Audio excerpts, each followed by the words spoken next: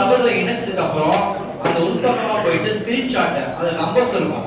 100 நபர்களை இணைச்சிட்டா அந்த ஸ்கிரீன்ஷாட்டை வந்து ஐடிவிங்கோட தோழர்கள் வந்து கட்சி புடவை எடுக்கலன்னா முடிஞ்சிடும். 100 வருஷமா படிப்படியா முன்னேறிட்டு வந்தாங்க, எல்லாம் முடிஞ்சிடும். இடஒதுக்கீடு போயிடும், இருமொழி கொள்கை போயிடும். பேசணும்னா நிறைய பேசணும். அமைச்சர் நேரத்தை வந்து கட்டுப்பாடாக கொடுத்துருக்காங்க. போட்டுக்கிட்டு பேருக்கு உண்டான வேலைகளை வந்து பாருங்க. ஆனா வழக்கு போடணும் சொல்றேன், வழக்கு போடணும்.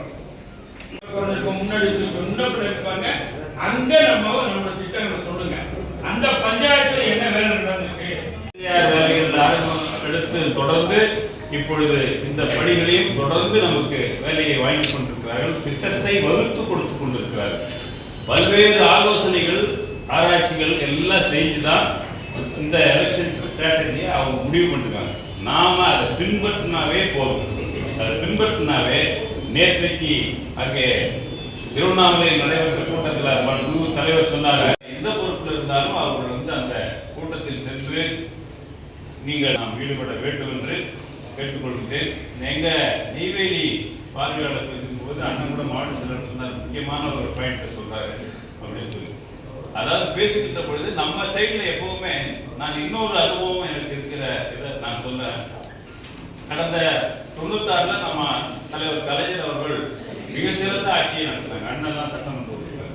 2006 நான் சட்டமன்ற உறுப்பினராக இருந்தேன். அப்போ மிக சாதனைகள், பெரிய சாதனைகள் செய்து நல்ல ஒரு ஆட்சியை மக்களிடம் நல்ல பேர் எடுத்துக்கின்ற ஆட்சியை நடத்தினார். ஆனா அப்பெல்லாம் என்ன நடந்த ஒரு குறை அப்படின்னு சொல்லணும்னா, தவறுன்னு சொல்ல முடியாது, குறை என்ன ஏற்பட்டிருக்குன்னா, அப்போ தேர்தலை நாம பெருசா சரியா பேஸ் பண்ணோமா, நம்ம செஞ்ச சாதனைகளை மக்கள் எடுத்து சொல்லணுமா அப்படின்னு சொன்னா ஒரு கேள்வி புரியாது. ஆனால் இப்பொழுது முதல்வர் அவர்களும் துணை முதல்வர் அவர்களும் அதை மிக சரியாக அடுத்தவர்களுடைய இடம் கொடுக்காத வகையில் செய்து ஆரம்பிக்கும் போது 1,06,50,000 கொடுத்தோம். அதுக்கு அடுத்தபடியாக கொடுக்கும்போது 1,75,492 பேர் கொடுத்தோம். இப்போ 17 லட்சம் சேர்த்து 1,31,00,000 பேர் கொடுக்குறோம். என்ன சாதாரண விஷயம்? அது பார்த்து அழுத கலைஞர் ஒரு நேரத்தில் அப்படியே கண் கலைஞர் அப்படியே உட்காந்துட்டார், அப்படியே உட்காந்துட்டாரு. இதெல்லாம் நீங்க சிந்திக்க மாட்டேங்கிறீங்க.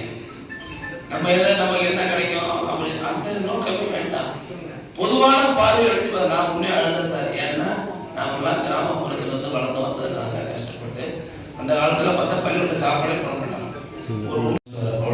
நிறைய விஷயங்களை தன்னுடைய தஞ்சாவூர் நிறைய விஷயங்கள் வைத்திருக்காரு.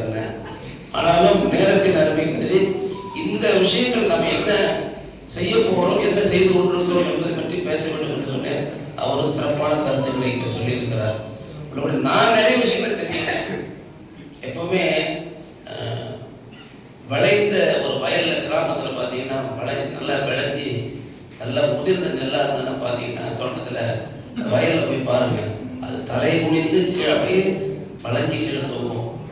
பதிலா இருக்கிற நெல்லை பார்த்தீங்கன்னா வயக்காட்டில் பார்த்தீங்கன்னா அது என்ன பண்ண நேரம் அது போல